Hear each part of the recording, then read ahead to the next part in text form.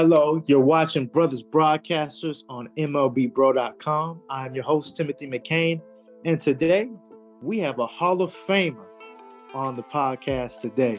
Hall of Fame voice, Mike Claiborne, who covers the St. Louis Cardinals as well as KMOX Radio. Thank you so much, Mike, for giving us a few moments of your time at MLB. The honor is mine. I mean, I've been following what you guys have been doing for some time now, and it's an honor to be part of this. Watching young people in our business have this platform and taking advantage of it and growing the brand it makes me feel good. So it's an honor for me to be part of it. As a standout athlete, and then going to Fisk University, what led you to a career in sports journalism where you could have been an athlete? Well, an injury, and then the skill set didn't proceed. I went there to play football and baseball. Ended up leaving there playing hockey at Vanderbilt, playing club hockey there, and I got hurt. And so the guy who ran the radio station says, "Hey, you ought to be our color analyst." I had no idea what color analyst was. You got to think about when that was. And once I realized what it was, and he said, because you talk a lot, which some people accuse me of doing, one thing led to another. And then I was also writing for the school newspaper. And my first job out of school, I wrote for the St. Louis American in St. Louis, the number one African-American weekly in the country. They win awards every year for that.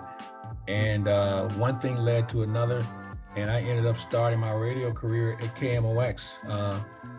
KMOX Radio, for those who don't know, is a 50,000 clear channel station, watt station in St. Louis that created talk radio back in the 60s. And I ended up starting there. They've been the home of the St. Louis Cardinals for God knows how long. They've been the flagship station for other sports in St. Louis. And they've housed people like Bob Costas, Jack Buck, Dan Kelly, Dan Deerdorf. I mean, the list goes on and on of all these people that were at this one station at the same time. And I was lucky enough to be around them, and they kind of helped me with my career. And here we are, 42 years. I started in 1981. So I guess I'm coming up on 42 years. What was it like covering the St. Louis Cardinals in the 80s with all that talent, with all that speed, from Willie McGee to... It was a blast. And ironically, as you bring up those guys, we all started basically at the same time. Ozzie and I are best friends. I mean, he was in my wedding. Willie McGee is one of our coaches who we still hang out all the time. And to watch those guys play the game in the manner that they did was incredible. And we've never seen anything like it since then. I mean, these guys didn't hit a lot of home runs, but they ran and they stole bases, and they were so good defensively. It was amazing. I remember Whitey Herzog saying that, we're going to have a hard time catching Roger Maris as far as home runs in a season as a team. I mean, they just didn't hit home runs, and they were playing on AstroTurf, and to watch those guys was just one of the most incredible things. And for me, being a new guy, to be able to be involved in that, and we had so many African Americans on the team, that was really cool. And as I mentioned, we're still all very close, and we stay in touch. And it was really one of the great tributes I've had in my career to be part of something like that. You were part of a documentary called After Jackie. Talk about your experiences. Well, first of all, it was a real honor to be part of that. And we shot that thing like 4 years ago. All right.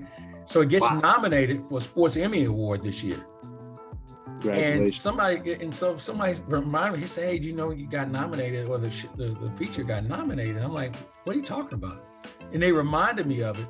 But it was great. I was really privileged to be able to tell the stories of Bob Gibson and Curt Flood and Bill White, people who I grew up admiring. And Bob Gibson was one of my best friends before he passed. We did a radio show together for a number of years, and we stayed in touch. And to watch those guys go through what they went through as a fan and as a kid, and then have a chance to work with them. If it wasn't for Bill White, I wouldn't be in this business, because he was the first African-American that was doing play-by-play with the Yankees. He was the first African-American president of the National League at the time. He did so many things that when you listen to him talk, I said, man, that's where I want to be.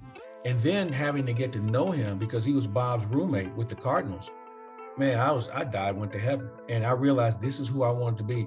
And so I don't talk to him as much as I used to, But every time I talk to him, I always thank him for being that beacon for me. He was just incredible. I mean, elegant gentleman in every sense of the word. And I think the second most important African-American in baseball behind Jackie Robinson, because of what he did off the field. He was that guy that if you were playing on another team, you could go to Bill and talk to him. Bill had the answers for a lot of things for young Black players who were trying to break in. And I think his impact on the game is something that we don't give enough credit to. That's all for MLBBro.com. Make sure to like, comment, and subscribe.